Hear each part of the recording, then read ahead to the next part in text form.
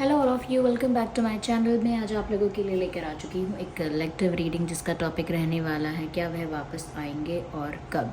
यानी कि क्या आप जिस पर्सन का इंतज़ार कर रहे हैं क्या वो वापस लौट कर आपकी लाइफ में आएंगे, और अगर आएंगे इफ़ येस देन कब आएंगे। तो ये रीडिंग जनरल है, कलेक्टिव है और सभी ज़ोडिएक साइंस के लिए है, हर उम्र के व्यक्ति के लिए है। तो जनरल और कलेक्टिव है तो सभी के लिए मैसेजेस आएंगे। तो हो सकता है कि आपकी सिचुएशन के साथ एक्यूरेटली रेजोनेट करे, हो सकता है कि सिर्फ कुछ परसेंट रेजोनेट करे। तो ओपन माइंडेड होकर सुनिएगा और ज़बरदस्ती अपने आप को रीडिंग में फिट इन करने की कोशिश मत कीजिएगा। जितना आपके साथ रेजोनेट होता है उतना ही एक्सेप्ट कीजिए and leave the rest. Okay, क्योंकि ये रीडिंग सभी ज़ोडिएक साइंस के लिए है, हर उम्र के व्यक्ति के लिए है, टाइमलेस है। आप जब भी इस वीडियो तक पहुँचेंगे यह आपके साथ तभी रेजोनेट करेगा। Let's start.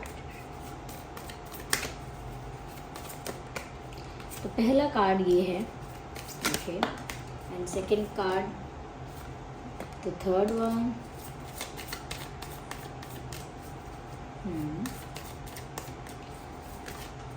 okay, I need one card at one time.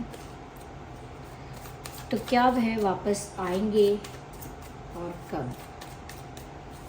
Okay, nice. Well, काफ़ी सारे कार्ड्स बार बार स्लिप हो रहे हैं, यूजुअली ऐसा नहीं होता है। तो इसका मतलब ये है कि जिस पर्सन के लिए आप ये रीडिंग देख रहे हैं ना, उनकी energy all over the place है यहाँ पे, इस वजह से सब कुछ ऐसे पॉप आउट हो रहा है। ठीक है, सो कार्ड्स काफ़ी सारे हैं हमारे पास। Tango and the Luminous, Persian Breakthrough। मुझे ऐसा लगता है व्यूअर्स यहाँ पे कि वह वापस आएंगे के मामले में मुझे लगता है कि कहीं ना कहीं ये जो इंसान है कुछ कॉम्प्रोमाइज़ कर रहा है या कोई कॉम्प्रोमाइज़ किया है इस पर्सन ने। I think like that.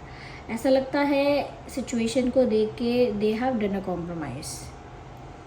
I can see that. ऐसा लगता है कि इस इंसान ने कुछ ऐसा किया है जो इनकी विश के अगेंस्ट है, यानी कि इनकी विल के, विश के, यानी कि जो ये चाहते नहीं थे, जो इनका दिल नहीं चाहता था, मन नहीं चाहता था, but they had to do it. तो इन्होंने कुछ तो ऐसा किया है, कोई कमिटमेंट ऐसा किया है किसी को, चाहे फैमिली को या किसी और को, या कोई ऐसा स्टेप लिया है, कोई ऐसा डिसीजन लिया है जो एक कॉम्प्रोमाइजिंग डिसीजन है, और वो उनको उस कॉम्प्रोमाइजिंग सिचुएशन में स्टक करके, बांध के, रिस्ट्रिक्ट करके रखता है। ऐसा कोई डिसीजन और ऐसा कोई एक्शन इन्होंने लिया हो सकता है।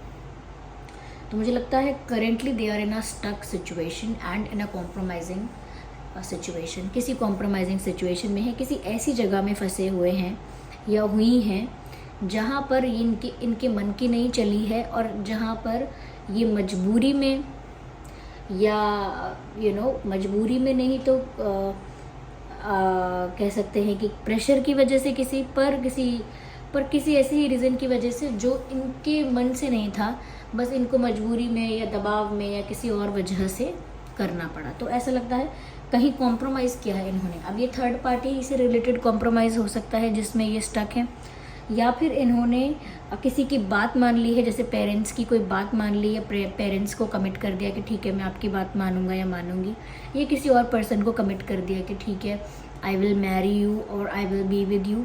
या फिर कहीं ना कहीं ऐसा हो सकता है कि अपने आप को नहीं तो खुद ऐसा उन्होंने कोई डिसीजन ले लिया जो वो रिवर्स नहीं कर पा रहे हैं अब। तो ऐसा मुझे लग रहा है। तो it is like that they want to come but they are stuck somewhere. तो यहाँ पर हमारा जो प्रश्न था कि क्या वह वापस आएंगे या क्या वह लौट कर आएंगे, तो ऐसा लगता है viewers they want to, okay, they want to come back but they are stuck in a compromising situation. लौट कर तो आना चाहते हैं आपके पास, लेकिन उनको बार बार यही बात समझ में आ रही है या यही उनको दिखाई दे रहा है अपनी लाइफ में कि अब वो एक ऐसे उन्होंने कुछ ऐसा कॉम्प्रोमाइज़ कर लिया है जिससे इतनी आसानी से बाहर नहीं आ सकते, जिससे इतनी जल्दी से या इतनी इजीली छुटकारा नहीं पा सकते। क्योंकि कॉम्प्रोमाइजिंग सिचुएशन होती है या कोई इंसान कॉम्प्रोमाइज़ करता है किसी भी चीज़ को लेकर, किसी भी बात को लेकर, तो कॉम्प्रोमाइज़ का मतलब ही ये हो गया, ओके, कि वो वहाँ पर एक तरह से स्टक है अपनी इच्छा के विरुद्ध। तो ये आना तो चाहते हैं पर इतना इजीली मूव नहीं कर सकते। ओके, ये चीज़ तो क्लियर है यहाँ। साथ ही साथ मुझे यहाँ पर ये भी नज़र आ रहा है कहीं ना कहीं व्यूअर्स, मैं ये नहीं कहूँगी इन्होंने गिव अप कर दिया है, बट आई वुड से कि ये अभी भी उस जोश से आगे नहीं बढ़ रहे हैं। ऐसा लगता है कि जैसे उस स्टक सिचुएशन में इन्होंने अपना कंफर्ट जोन बना लिया है। जैसे कहते हैं ना कि ठीक है मेरे साथ गलत हुआ लेकिन अब यही मेरा भाग्य है। ओके, हो हाँ ऐसा है, मेरे पेरेंट्स ने मुझे फोर्स किया लेकिन अब ठीक है यही मेरी लाइफ है, अब मैं और क्या करूँ। ये ऐसा कहते हैं कि हाँ मेरा मन तो नहीं था लेकिन अब जो हो रहा है अब उसी को झेलना है, ये जो हो रहा है अब वही ठीक है, अब क्या। तो यानी कि थोड़ा जल्दी से थोड़ा हार मानने लगना, ये थोड़ा जल्दी ही गिव अप करना, ये थोड़ा जल्दी कह सकते हैं कि उम्मीद टूटना या हिम्मत हारना बिना ज़्यादा एफर्ट लिए। तो मुझे लगता है कि कहीं ना कहीं जो इन्होंने जो कॉम्प्रोमाइज़ किया है, ये जहाँ भी ये स्टक है वहाँ पर इतने अनहैप्पी हैं, उस सिचुएशन में इतने अनहैप्पी हैं, मेल फीमेल कोई भी हो वो इतने नाखुश हैं कि कुछ कर दिखाने की, कुछ करने की, अपने कंफर्ट जोन से बाहर आने की या उस उस स्पेस से बाहर आने की जो एक 100% कोशिश होती है वो ये नहीं कर रहे हैं। ऐसा लगता है कि हाथ पे हाथ रख के बैठे हैं, वैसा कुछ कर रहे हैं जिन लोगों से अक्सर कहा जाता है, वैसा कुछ कर रहे हैं जिन लोगों से अक्सर कहा जाता है कि हाथ पे हाथ रख के बैठने से क्या होगा, तुम्हें उठ के कुछ करना होगा। तो ये वही कर रहे हैं कि हाथ पे हाथ रख के बैठे हैं। They want to but they are not doing it. वो चाहते तो हैं ऐसा हो वैसा हो, वो इस कॉम्प्रोमाइजिंग सिचुएशन में काश ना आए होते या काश वो आपके पास लौट पाते, लेकिन उसके लिए एफर्ट ज़्यादा से ज़्यादा क्या है, कुछ नहीं, वो बस एक जगह बैठे हैं। क्यों? क्योंकि उम्मीद जल्दी छोड़ रहे हैं या हिम्मत जल्दी हार रहे हैं या फिर परिस्थिति इतनी कठिन और इतना कठिन कॉम्प्रोमाइज़ या इतना स्टक सिचुएशन लगता है कि उसके आगे गिव अप कर रहे हैं, उसके आगे कहीं ना कहीं हार मान रहे हैं। तो मुझे ऐसा लगता है कि ज़्यादा कुछ कर नहीं रही है। साथ ही साथ मुझे यहाँ पर ऐसा भी लग रहा है व्यूअर्स, पर ऐसा नहीं है कि लंबे समय तक यही चलेगा। आई थिंक यहाँ पर जैसे जैसे इस इंसान को रियलाइज़ होता जाएगा कि जहाँ पर भी ये ऐसे कंफर्ट जोन अपना बना के बैठ गए हैं कि ठीक है मैं इसी को एक्सेप्ट करता हूँ जो मेरे साथ हो रहा है, तो ऐसा लगता है कि जैसे जैसे समय बीत रहा है या आगे भी बीतता जाएगा, कहीं ना कहीं इस इंसान के अंदर ना एक अवेयरनेस डेवलप होगी, एक क्रिएट होगी, कह सकते हैं कि ये इंसान ना फिर इन बहुत सारी बातों को लेकर अवेयर होगा अपने बारे में। अभी इन्हें अपनी इमोशंस, अपनी फीलिंग्स और अपनी इच्छाओं के बारे में ज़्यादा कह सकते हैं कि अवेयरनेस नहीं, इसका मतलब जानकारी ही नहीं है। मैं कैसा फील करता हूँ किसी के लिए, या मेरी खुद की इच्छा क्या है अपने जीवन के लिए, मेरा खुद का गोल क्या है, मैं मेरे पार्टनर के लिए मेरी खुद की डिज़ायर क्या है, क्लैरिटी नहीं है बिल्कुल। ऐसा मत सोचिए कि ऐसा कैसे हो सकता है, बहुत लोगों के साथ ऐसा होता है, उनको खुद को नहीं पता होता कि उन्हें लाइफ में चाहिए क्या। ओके, वो लेकिन बिहेव तो ऐसा ही करते हैं कि उन्हें पता सब है लेकिन उनको कुछ पता नहीं होता। ऐसा लग रहा है यहाँ पे कि इनको भी ना क्लैरिटी धीरे धीरे आने लगी है या आने वाली है।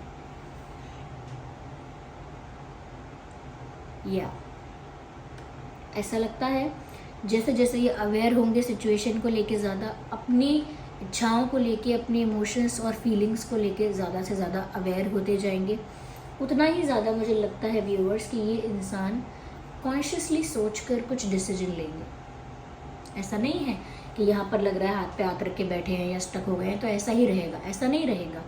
टाइम लगेगा बट एक डिसीजन पर पहुँचेंगे ये, और बहुत सोच समझकर, बहुत कॉन्शियसली सोचेंगे, बहुत सेंसिबली सोचेंगे और फिर किसी डिसीजन पर तो पहुँचेंगे।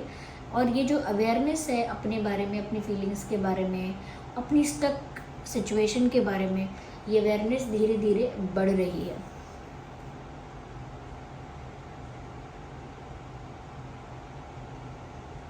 या मुझे यहाँ पर ऐसा भी नज़र आता है व्यूवर्स कि ये जो पर्सन है कहीं ना कहीं एक ड्रास्टिक चेंज, जैसे कोई टावर मूवमेंट होता है, ऐसे ही एक ड्रास्टिक चेंज इनके लाइफ में आएगा जहाँ ये स्टक हैं उधर। ओके, जहाँ पर भी ये स्टक हैं ऐसा लगता है वहाँ पर एक ड्रास्टिक चेंज आएगा, या सडन चेंज आएगा, अनएक्सपेक्टेड चेंज आएगा, एकदम से झटका लगेगा, तो वो उस कॉम्प्रोमाइजिंग सिचुएशन से उस समय बाहर आ जाएंगे। कुछ ऐसा इंसिडेंट होगा, कुछ ऐसा कुछ ऐसा घटित होगा, कोई ऐसी घटना घटित होगी, या कुछ अचानक से ऐसी न्यूज़ मिलेगी, या अचानक से कोई ऐसा चेंज आएगा जो कि बहुत अनएक्सपेक्टेड होगा, बहुत सडन होगा। तो अचानक से उस झटके की वजह से, उस चेंज की वजह से ऐसा लगता है कि ये उस कॉम्प्रोमाइजिंग सिचुएशन से या स्टक सिचुएशन से बाहर आ पाएंगे in future, not now. In future there are chances. तब वो ज़्यादा अवेयर हो चुके होंगे कि उन्हें अब करना क्या है, उन्हें अब चाहिए क्या, क्लैरिटी ज़्यादा होगी पहले के मुकाबले, आगे इनको क्लैरिटी ज़्यादा होगी। ओके, और ऐसा लगता है कि वो ड्रास्टिक चेंज जब आएगा, तो जैसे कहते हैं कि किसी को पिंजरे में बंद करके, जेल में बंद करके रख दिया है मान लीजिए। ओके, पुलिस ने नहीं, ऐसे ही किसी ने किसी को किडनैप करके एक जेल में बंद करके रख दिया है, और वो निकाला नहीं है उसको जेल से बाहर महीनों से या सालों से, उसे उस जेल के बाहर नहीं निकाला है। अब उस इंसान ने उस जेल को ही अपना कंफर्ट जोन या अपनी लाइफ समझ लिया है कि मेरी ज़िंदगी यहीं बीतेगी, यही मेरा जीवन है। ओके, तो वो उस जेल से बाहर निकलने के बारे में ज़्यादा सोचता नहीं है। लेकिन एक दिन एक अर्थक्वेक आता है और सारी दीवारें यहाँ वहाँ गिरने लगती हैं, जेल की दीवार भी आगे पीछे से टूटती है, थोड़ा सा ही टाइम मिलता है और वो इंसान भाग जाता है। लेकिन कितना टाइम मिलता है? थोड़ा सा। अगर ज़्यादा देर रुकता तो वो लोग भी, जो लोग पकड़ने वाले हैं, किडनैप करने वाले हैं, वो रोक के फिर से पकड़ लेते हैं उसको। इग्नोर द बैकग्राउंड नॉइस, यहाँ आसपास कोई फंक्शन चल रहा है, तो ऐसा लगता है कि वो, उसे बस थोड़ा सा टाइम मिलता है कि वो भाग सके वहाँ से। बस ऐसे ही मुझे लगता है कि वो जेल जो है वो टूट जाएगी, कुछ ऐसा इंसिडेंट होगा, कुछ ऐसी घटना होगी जहाँ पर इनके पास कुछ समय होगा, कुछ ऐसा मोमेंट होगा कि ये अपनी बात बना के वहाँ से फ्री हो सकते हैं। कुछ ऐसा झटका लगेगा थर्ड पार्टी की तरफ से ही, जैसे कहते हैं ना, सामने वाले से ही मिस्टेक हो गई, अब मैं क्या करूँ, मैं तो फ़रार हूँ। तो वही, ये फ़रार होने का मौका तो मिलेगा इनको, और क्योंकि ये ज़्यादा कॉन्शियस होंगे, ज़्यादा अवेयर होंगे, तो उस मौके को यूज़ कर पाएंगे, उस अपॉर्चुनिटी को यूटिलाइज़ कर पाएंगे। Ignore the background noise. I am sorry for this sound of music. अगर आ रही है म्यूज़िक की आवाज़ आ रही है तो उसके लिए मुझे माफ़ करना, बहुत बहुत माफ़ी चाहती हूँ।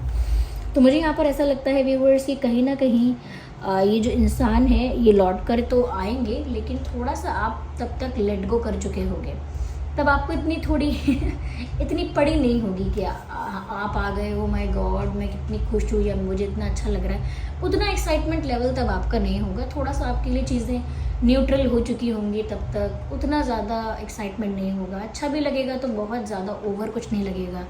तो मुझे लगता है तब तक आप भी ना चीज़ों को थोड़ा रिलीज़ कर चुके होंगे, चाहे वो दुख है या कहीं ना कहीं किसी के लिए पैशन है, एक्साइटमेंट है, आपने भी थोड़ा उसे न्यूट्रल कर दिया होगा, या ऐसा लगता है यहाँ पे।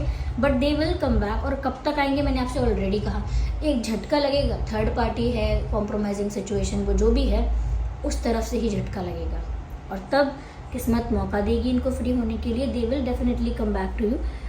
लेकिन तब तक आपकी तरफ से भी सिचुएशन काफ़ी चेंज हो गई होगी। तो ये 1-2 दिन की बात नहीं कर रही हूँ मैं, it will take some time. Okay, समय तो लगेगा, पर ये इंसान लौट कर आ रहा है, ऐसा तो यहाँ पर दिख रहा है। फिर भी हम यहाँ पर थोड़ा सा और क्लैरिटी लेते हैं व्यूअर्स फॉर यू कि क्या है यहाँ पे। और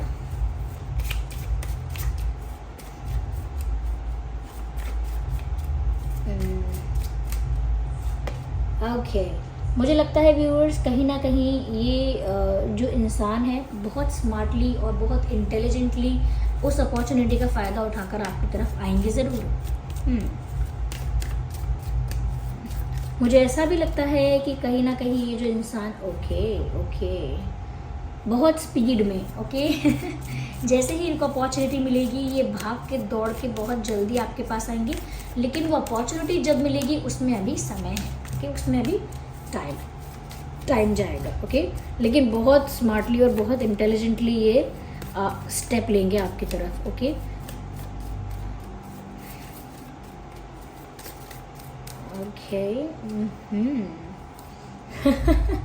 मुझे ऐसा भी लग रहा है व्यूअर्स कि थोड़ा सा मुझे लग रहा है कि जब वो आपके पास लौट कर आएंगे तो आप क्योंकि वो आपको बदला बदला देख सकते हैं, या वो ऐसा देख सकते हैं कि अब आप ज़्यादा खुश नहीं हुए उनके आने पे, या अब आप उन्हें चांस देने के बारे में या उनको एक्सेप्ट करने के बारे में ज़्यादा नहीं सोच रहे हैं। तो मुझे लगता है थोड़ा सा वो कुछ फेक कर सकते हैं फेक कुछ ऐसा करेंगे जिससे आप इम्प्रेस हो जाओ, कुछ ऐसा झूठ बोलेंगे जिससे आप इम्प्रेस हो जाओ, या झूठी कहानी बनाएंगे कुछ जिससे आप इम्प्रेस हो जाओ। तो कुछ प्रिटेंड करना, कुछ दिखावा करना, कुछ झूठ बोलना, कुछ मैनिपुलेशन करना कर सकते हैं वो, to get you back in their life. कहते ना कि अरे झूठ बोल के ही सही ये इंसान बस मेरे पास आ जाए, तो ऐसा कुछ कर सकते हैं वो। ओके, कोई झूठी कहानी सुना सकते हैं या कोई झूठी बात से आपको इम्प्रेस कर सकते हैं। सो दे विल ऐसा मत समझना कि लौट कर आए तो सब कुछ सत्यवादी बनकर आए, सब कुछ सच बोलेंगे, ऐसा नहीं है। They will try to woo you, or they will try to impress you with some lies or some manipulation ऐसा, लेकिन आपको पाने के लिए ही। ओके, जैसे झूठा एक्सप्लेनेशन देना, कह रहे ऐसा था, मैंने आपको ये किया वो किया,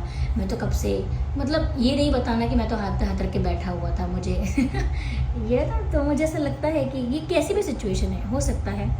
ओके, तो चलिए फिर हम मिलते हैं अगली रीडिंग में, तब तक के लिए बाय बाय फैमिली।